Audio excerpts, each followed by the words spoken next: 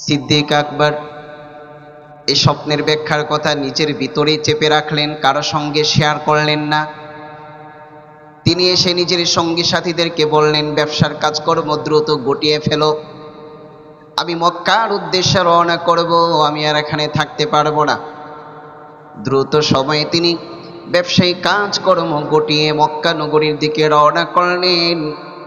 যখনই তিনি বাড়িতে আসলেন, ঘরে ঢুকলেন, তার মা জননী বলছে, বাবারে মক্কার আবহাওয়া কিন্তু ভালো না, বাবারে মক্কার আবহাওয়া ভালো না, বিশেষ করে তোর জন্য বড় ভয়ঙ্কর।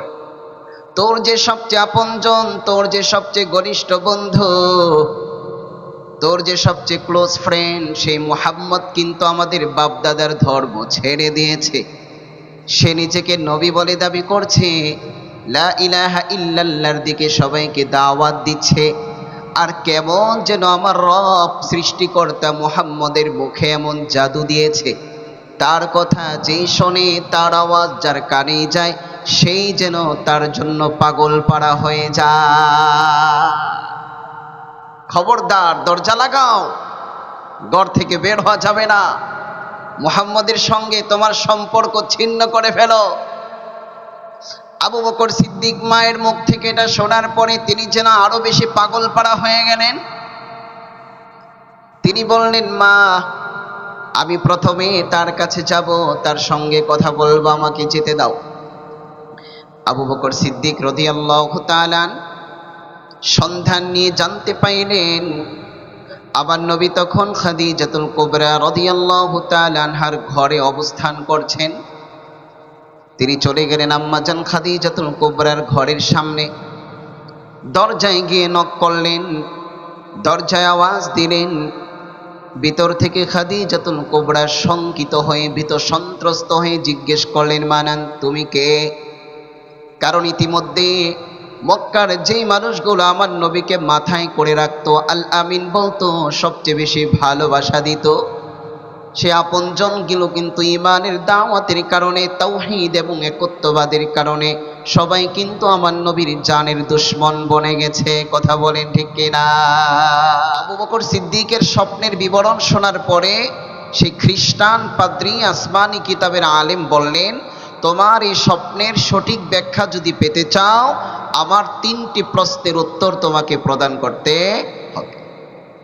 আমি তোমাকে ছোট্ট করে 3টি প্রশ্ন করব, আবার এই 3 প্রশ্নের উত্তর যদি তুমি দাও, আশা করি তুমি তোমার স্বপ্নের যথাযথ ব্যাখ্যা জানতে পারবে। খেয়াল করেন ভাইয়েরা আমার, খ্রিস্টান পাদ্রী 1 নম্বর প্রশ্ন করলেন, মিন আইনা আনতা? ভাইয়েরা আমার 1 নম্বর প্রশ্ন করলেন, শোনো পথিক, শোনো আল্লাহর বান্দা, তোমার চেহারায়, তোমার পোশাক আশাকে বলছে তুমি এই দেশের কেউ না। সুতরাং 1 নম্বর আমি জানতে চাই, মিন আইনা আনতা, তোমার বাড়ি কোথায়? আগে বলো তোমার বাড়ি কোথায়? তিনি বললেন, মিন মক্কাতুল মুকাররমা, আমার বাড়ি হচ্ছে পবিত্র মক্কা নগরীতে। 2 নম্বর প্রশ্ন করলেন, মিন আইহা ইয়া আব্দুল্লাহ, মক্কা নগরীতে অনেক বংশের, অনেক গোত্রের লোকেরাই বসবাস করে, আমি জানতে চাই তুমি মক্কা নগরীর কোন বংশের, কোন গোত্রের? সিদ্দিক আকবর জবাব দিলেন, মিন কুরাইশ, আমি মক্কা নগরীর কুরাইশ বংশের লোক। 3 নম্বর প্রশ্ন করলেন, আইশ আনতা ইয়া আব্দুল্লাহ, আল্লাহর বান্দা তোমার পেশা কি, তুমি কি করো? আবু বকর বললেন, আনা তাজির, আমি একজন ব্যবসায়ী, আর ব্যবসায়িক কাজে এখন আমি তোমার দেশে অবস্থান করছি। প্রশ্ন কয়টা? বাড়ি কই? মক্কায়। মক্কার কোন বংশের? কুরাইশ বংশের।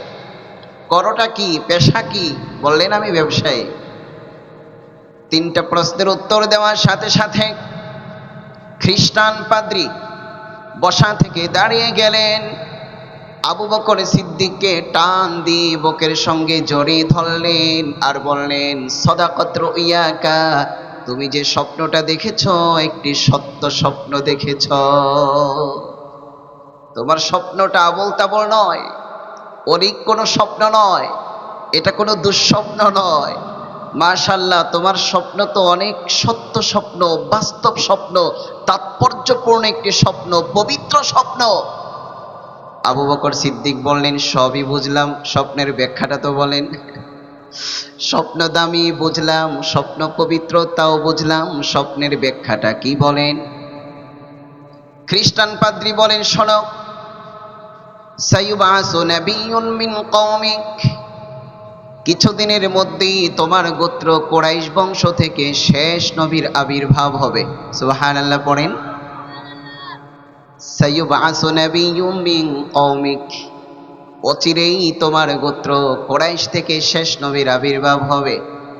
ওয়া আনতা ওয়াজিরুহু ফি হায়াতিহি ওয়া খলিফাতুহু বা'দা মাউতিহি, তোমার স্বপ্নের ব্যাখ্যা হচ্ছে তুমি শেষ নবীর জীবদ্দশায় তুমি হবে তার একমাত্র মুশির, একমাত্র উপদেষ্টা, আর এই শেষ নবীর মৃত্যুর পরে তুমি হবে তার প্রথম খলিফা।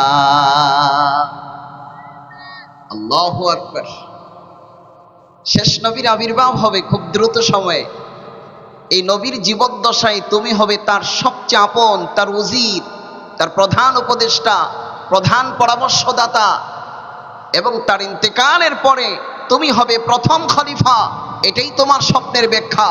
তুমি দেরি করো না, এই শাম ছেড়ে মক্কায় চলে যাও, হতেও পারে তুমি মক্কায় পৌঁছার আগেই নবী নবুয়ত পেয়ে যাবেন। সুবহানাল্লাহ পড়েন। আল্লাহু আকবার। সিদ্দিক আকবর এই স্বপ্নের ব্যাখ্যার কথা নিজের ভিতরেই চেপে রাখলেন, কারো সঙ্গে শেয়ার করলেন না। তিনি এসে নিজের সঙ্গী সাথীদেরকে বললেন, ব্যবসার কাজকর্ম দ্রুত গুটিয়ে ফেলো, আমি মক্কার উদ্দেশ্যে রওনা করব, আমি আর এখানে থাকতে পারবো না। দ্রুত সময়ে তিনি ব্যবসায়ী কাজকর্ম গুটিয়ে মক্কা নগরীর দিকে রওনা করলেন। যখনই তিনি বাড়িতে আসলেন, ঘরে ঢুকলেন, তার মা জননী বলছে, বাবারে, মক্কার আবহাওয়া কিন্তু ভালো না। বাবারে, মক্কার আবহাওয়া ভালো না, বিশেষ করে তোর জন্য বড় ভয়ঙ্কর। তোর যে সবচেয়ে আপনজন, তোর যে সবচেয়ে ঘনিষ্ঠ বন্ধু, তোর যে সবচেয়ে ক্লোজ ফ্রেন্ড, সেই মুহাম্মদ কিন্তু আমাদের বাপদাদার ধর্ম ছেড়ে দিয়েছে। সে নিজেকে নবী বলে দাবি করছে, লা ইলাহা ইল্লাল্লাহর দিকে সবাইকে দাওয়াত দিচ্ছে। আর কেমন যেন আমার রব সৃষ্টিকর্তা মুহাম্মদের মুখে এমন জাদু দিয়েছে, তার কথা যেই শোনে, তার আওয়াজ যার কানে যায়, সেই যেন তার জন্য পাগল পাড়া হয়ে যায়। খবরদার, দরজা লাগাও, ঘর থেকে বের হওয়া যাবে না, মুহাম্মদের সঙ্গে তোমার সম্পর্ক ছিন্ন করে ফেলো। আবু বকর সিদ্দিক মায়ের মুখ থেকে এটা শোনার পরে তিনি যেন আরো বেশি পাগল পাড়া হয়ে গেলেন। তিনি বললেন, মা, আমি প্রথমে তার কাছে যাব, তার সঙ্গে কথা বলবো, আমাকে যেতে দাও। আবু বকর সিদ্দিক রাদিয়াল্লাহু তাআলা সন্ধান নিয়ে জানতে পাইলেন আমার নবী তখন খাদিজাতুল কুবরা রাদিয়াল্লাহু তাআলা আনহার ঘরে অবস্থান করছেন।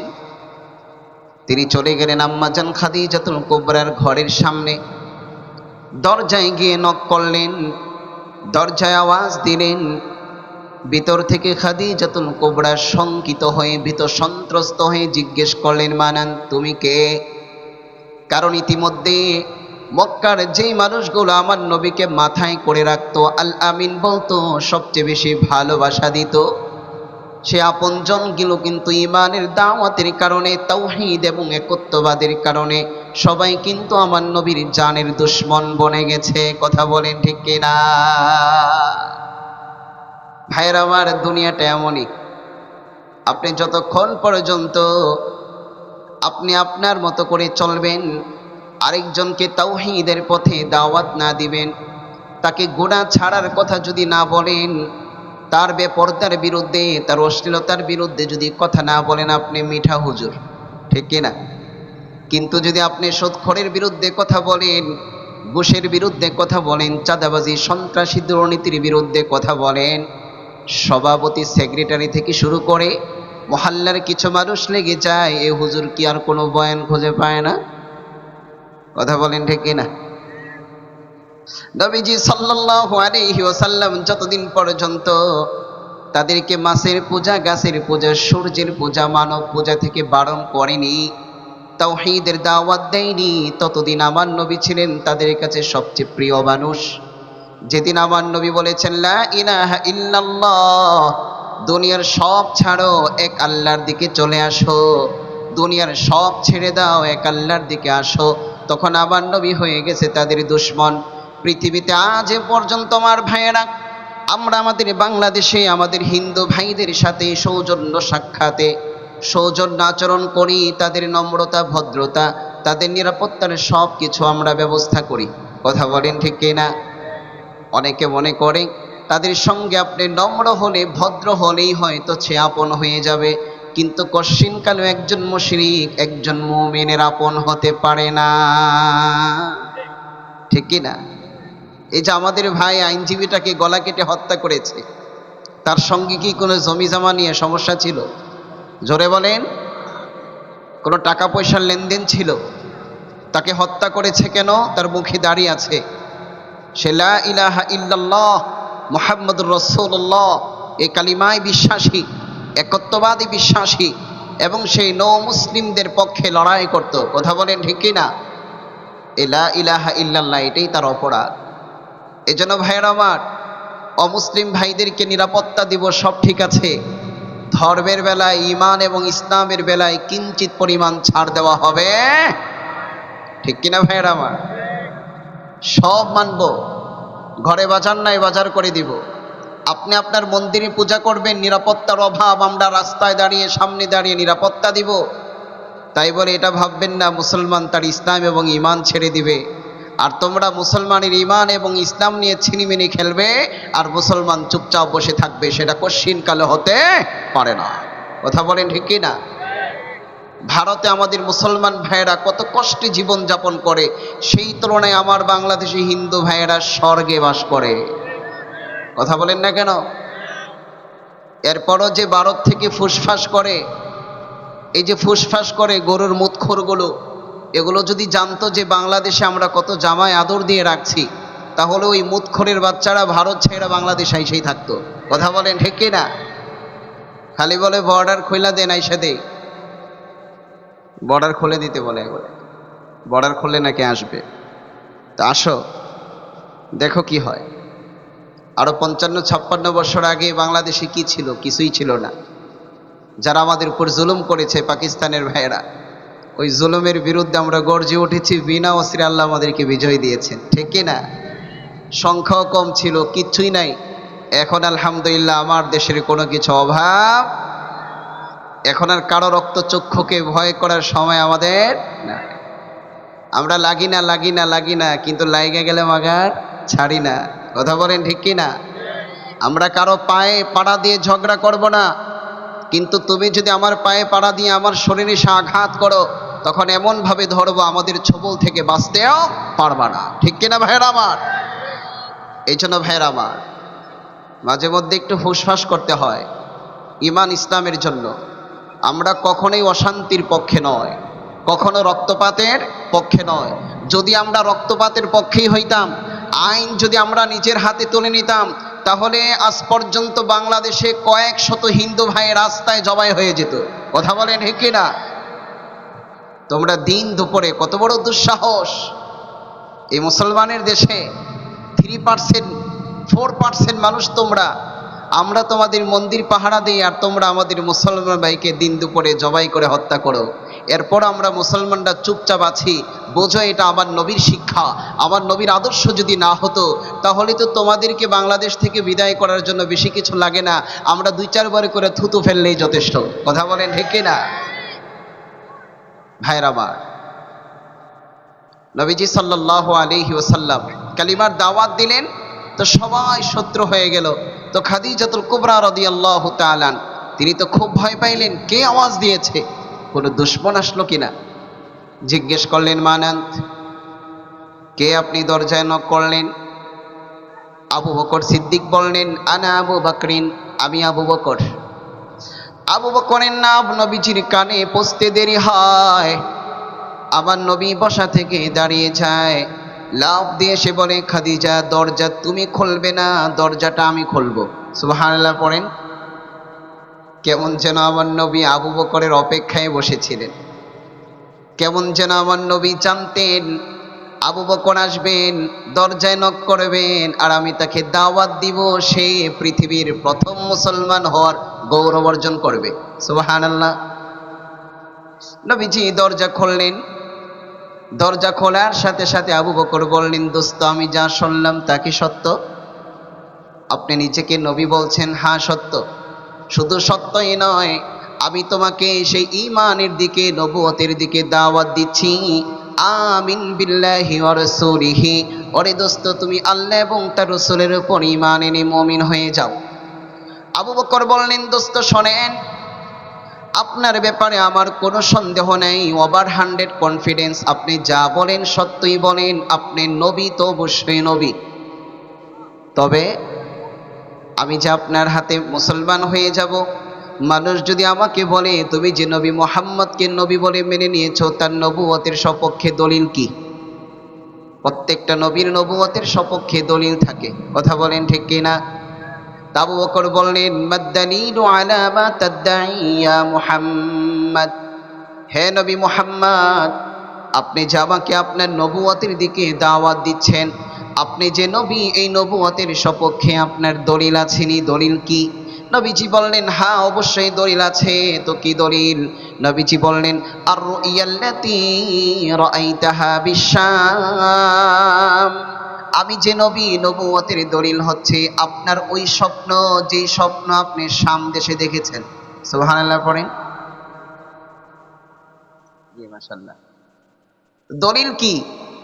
নবীজি বললেন, আমি যে নবী, তার দলিল হচ্ছে তোমার ওই স্বপ্নটা, যে স্বপ্ন তুমি শাম দেশে দেখেছ। আশ্চর্য একটা স্বপ্ন। আর এই তোমার স্বপ্নের ব্যাখ্যা একজন খ্রিস্টান পাদ্রী ব্যাখ্যাটা করেছে। আবু বকর সিদ্দিকের মাথায় যেন আকাশ ভেঙে পড়েছে। কি আশ্চর্য! এই স্বপ্ন আমি দেখেছি, শুধু আমি জানি আর খ্রিস্টান পাদ্রী জানে, আল্লাহর জমিন আর কেউ জানে না। আর 1 থেকে 1.5 মাস আগের কথা। হে বন্ধু মুহাম্মদ, আপনি জানলেন কি করে? নবী বলেন, এখানেই পার্থক্য নবী আর অন্যদের মাঝে। আমার কাছে জিব্রাইল আসে, আর কারো কাছে জিব্রাইল আসে না। জিব্রাইল আমিন আপনার এই স্বপ্নের কথা আমাকে জানিয়ে দিয়েছে।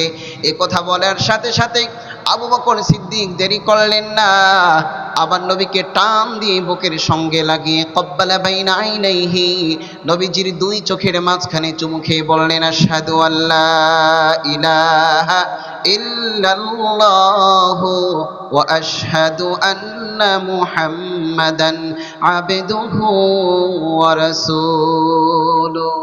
আল্লাহু আকবার। দেখুন, আল্লাহ যে আল্লাহ পর্যন্ত পৌঁছতে চায়, যিনি পবিত্র হতে চান, যিনি দামি হতে চান, যিনি ভালো কিছু পেতে চান, আল্লাহ পাক তার জন্য সবকিছু সহজ করে দেন। সুবহানাল্লাহ। এজন্য ভাইয়েরা আমার, এতক্ষণ পর্যন্ত আলোচনার মেসেজ একটাই, আপনি পরিবর্তন হওয়ার নিয়ত করতে হবে, আপনি পবিত্র হওয়ার নিয়ত করতে হবে, এবং পবিত্র জীবন যাপনের জন্য পবিত্র মানুষের সঙ্গে সঙ্গী হতে হবে। কথা বলেন ঠিক কিনা? সৎসঙ্গে স্বর্গবাস, অসৎসঙ্গে সর্বনাশ। ঠিক না ভাইয়ের আমার? সোহবত, ভালো মানুষের, আল্লাহওয়ালাদের সান্নিধ্য, সংস্রব, এটা অনেক দামি জিনিস, অত্যন্ত দামি জিনিস। পরশ পাথরের সাথে থাকেন, পরশ পাথর না হলেও অনেক দামি পাথর হয়ে যাবেন। কথা বলেন ঠিক কিনা? আমরা ভালো হওয়ার নিয়ত আছে তো ইনশাআল্লাহ? জোরে বলেন, ভালো হওয়ার নিয়ত আছে তো? ভালো হতে হলে উদ্যোগ গ্রহণ করতে হবে, কাজ করতে হবে, সেই পথে পরিচালিত হতে হবে। ঠিক কিনা ভাইয়েরা আমার? কারণ আমরা সবাই সম্মানিত হতে চাই। সন্দেহ আছে? আমরা সবাই সম্মানিত হতে চাই, সবাই দামি হতে চাই, এমনকি সবাই শক্তিশালী হতে চায়। এই সমাজে কেউ দুর্বল হয়ে বেঁচে থাকতে চায় না। ঠিক না ভাইয়েরা আমার? মুসা নবীর নাম শুনেছেন তো? কোরআন মাজিদে যে নবীর নাম সবচেয়ে বেশি এসেছে, কোরআন আমাদের, কিন্তু মুসা নবীর নাম সবচেয়ে বেশি। আল্লাহু আকবার। আবার দেখুন, মুসা নবী আল্লাহর সঙ্গে কথা বলেন, আল্লাহ মুসা নবীর সাথে মুসার প্রশংসা না করে আমার নবীকে নিয়ে প্রশংসা করেন। সুবহানাল্লাহ পড়বেন না? কি আশ্চর্য! দেখুন, ফোন দিয়েছো যুবক তুমি, মোবাইলে খরচ হচ্ছে তোমার, তো তোমার প্রশংসা করবে, কিন্তু তোমার ফ্রেন্ডের প্রশংসা করছে তোমার কাছে। ওই ছেলেটা না খুবই ভালো, ভেরি নাইস, সুইট, অনেক সুন্দর ব্যবহার, আচার ব্যবহার, তোমার কাছে খুব ভালো লাগবে নাকি মরিচের মতো চলবে? যে পাগলি, ফোন দিলাম আমি, খরচ হচ্ছে আমার, তুই আমার কিছু ভালো কথা বলবি, কিন্তু আমার টাকায় ফোন পেয়ে আমার ফ্রেন্ডের প্রশংসা করছো, এই ভালো লাগবে না খারাপ লাগবে? তো মুসা নবী আল্লাহর সঙ্গে কথা বলেন, আর আল্লাহ পাক মুসা আলাইহিস সালাতু সালামের সাথে আমার আপনার নবীকে নিয়ে প্রশংসা করেন। সুবহানাল্লাহ পড়বেন না ভাইয়েরা আমার? এই মুসা নবী একদিন আল্লাহর সঙ্গে কথা বলছেন। তিনি বিভিন্ন সময় আল্লাহর কাছে বিভিন্ন প্রশ্ন করেছেন, আর সেই প্রশ্নগুলো আমাদের জন্য রহমত হয়েছে, আমাদের জানবার সুযোগ হয়েছে। একবার তিনি প্রশ্ন করেছেন, ইয়া রব্বি মান আ'আজ্জু মিন ইবাদিক, আয় রব, আপনার কাছে সবচেয়ে সম্মানিত মানুষকে? ভাইয়েরা আমার, আমি আর আপনি তো সম্মানিত হতে চাই, তো সম্মান কি জিনিস সেটাও তো জানা দরকার, কথা বলেন ঠিক কিনা? মুসা নবী জানতে চাইলেন, মান আ'আজ্জু মিন ইবাদিক, হে নবী, হে আল্লাহ, আপনার কাছে সবচেয়ে সম্মানিত কে? আমার রব কি বললেন খেয়াল করেন, আমরা দুনিয়াতে কাদেরকে সবচেয়ে বেশি সম্মানিত মনে করি? যার পাওয়ার আছে, ভালো চেয়ার আছে, টাকা পয়সা আছে, এদেরকে সম্মানিত ভাবি। আবার আলেম ওলামাদেরকেও সম্মান করি, সম্মানিত মনে করি। তবে আল্লাহর কাছে প্রকৃত সম্মানিত কারা? রব বলছেন, আল্লাহ বলছেন আল্লাহর জবানে। মুসা নবী প্রশ্ন করলেন, মান আ'আজ্জু মিন ইবাদিক ইয়া রাব্বি, আয় রব, আপনার কাছে আপনার বান্দাদের মধ্যে কারা সবচেয়ে সম্মানিত? রব বললেন, মান ইযা কদারা গফারা, আমার কাছে সবচেয়ে সম্মানিত সে, সবচেয়ে দামি সে, সবচেয়ে ভালোবাসার সে, যে প্রতিশোধ নেওয়ার ক্ষমতা থাকা সত্ত্বেও তার ভাইয়েরে মাফ করে দেয়। সুবহানাল্লাহ পড়বেন না? একটু তাকবীর দিই আমরা, লিল্লাহি তাকবীর। কিরে ভাই, আমার সাথে রাগ আছে, আল্লাহর সাথে রাগ আছে? একটু মুখ খুলে বলেন আল্লাহু আকবার। নেতার নামে কত মিছিল করছেন, করছেন না? আরো করবেন সামনে, সময় তো আসতেছে, কিছুদিন পরে নির্বাচনের তফসিল ঘোষণা হলে না বোঝা যাবে, বাংলাদেশ মোটামুটি 1-1.5 হাত নিচেও হয়ে যেতে পারে, লাফানোর স্পোর্টে, কথা বলেন ঠিক কিনা? আচ্ছা, হ্যাঁ, আচ্ছা, তা আসুন, আস্তে আস্তে যাচ্ছে। তো নেতার নামে অনেক মিছিল করেছি, করবেন, ভালো জিনিস, তবে মিছা কথা কইেন না, ঠিক কিনা? আমার নেতার চরিত্র ফুলের মতো পবিত্র, কে এত দরকারটা কি আপনার? অথচ একটু আগে নেতা টাইনে আসছে, ঠিক কিনা? ভালো করে গন্ধ নিলে আস্তা মদের গন্ধ মুখে। সব নেতা না, কেউ কেউ, তবে একদম ফুলের মতো পবিত্র এটা মানুষ না, এটা নবীরা সম্ভব, ঠিক না? কেন ফুলের বেইজ্জতি করেন এই কথা বলে? অনেক মিথ্যা কথাই আমরা বলি নেতাদের নামে, তাই না? কেন? শুধু 500 টাকা পাইবো অথবা কাউয়া বিরিয়ানি পাবো 1 প্যাকেট, ঠিক না? এখন আবার আমাদের ছেলেরা অনেক মডার্ন হয়েছে, আপডেট হয়েছে। আমরা ছোটবেলায় দেখেছি মিছিল করতাম 1 গ্রাম 2 গ্রাম 5 গ্রাম থেকে, মিছিল শেষে আমাদেরকে মুড়ি দিত খাইতে, টোস্ট বিস্কুট, তাও পোতাইন্না, গ্রামের পোতাইন্না জিলাপি, এগুলো আমাদেরকে দিত, আর এগুলো পাইয়ে আমরা খুব খুশি হইতাম, মুড়ি টুড়ি কাড়াকাড়ি করে খাইয়া চলে আসতাম। তখন আমাদের নেতারাও গরিব ছিল, আমাদেরও ডিমান্ড কম ছিল।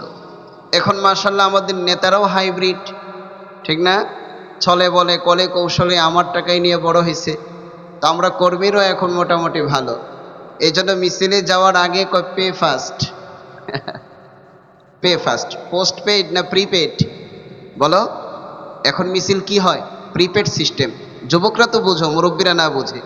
আমরা মোবাইলে কথা বলি না, পোস্ট পেইড না প্রিপেড, আগে টাকা ঢুকাইতে হয়, পরে কথা বলতে হয়, কথা বলেন না কেন? একমাত্র যারা ব্যবসায়ী ট্যাবসায়ী এরা 1 মাস খরচ করে, 1 মাস পরে বিল দেয়, কিন্তু সচরাচর সব সিম ব্যবহার যারা করি সব প্রিপেড সিস্টেম, পে ফার্স্ট। অনেক দোকানে দিয়ে দেখবেন লেখা আছে আগে মূল্য পরিশোধ করুন,